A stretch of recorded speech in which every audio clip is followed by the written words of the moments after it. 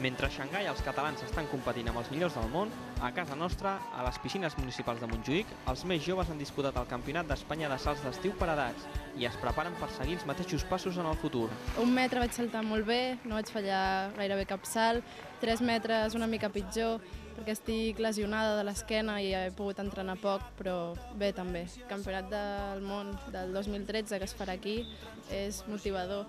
Aviam si podem arribar-hi.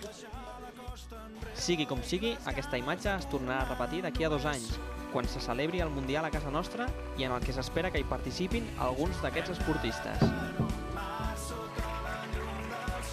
Diumenge a la nit arribava a l'aeroport del Prat i ahir la seva ciutat natal, Badalona, es va llançar al carrer.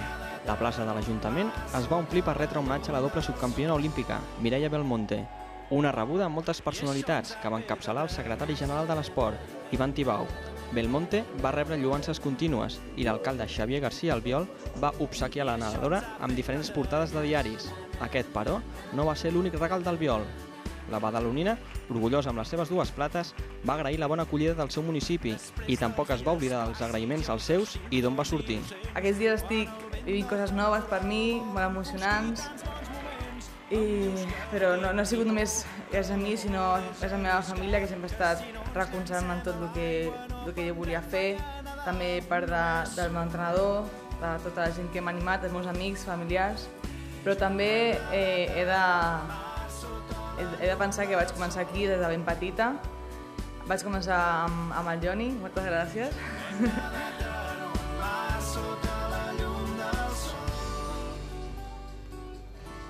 I això ens ha fet eterns.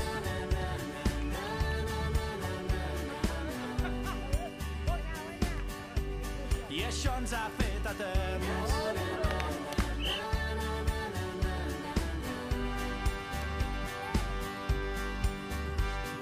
Lluny de tot, encara estem més a prop. Buits de A la selecció espanyola de waterpolo li espera un estiu farcit de competicions. La superfinal de la Lliga Mundial, la Copa del Món Fina i, per últim, el Campionat d'Europa, on ja fa uns anys que escullen aquesta instal·lació i un mateix rival, el combinat australià.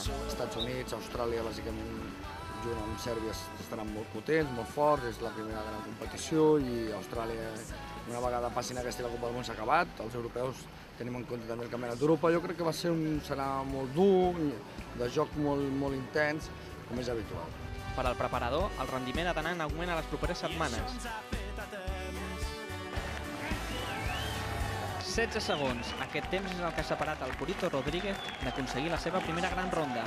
El ciclista de Parets ha perdut el Giro d'Itàlia a l'última etapa, en una contrarrellotge per Milà.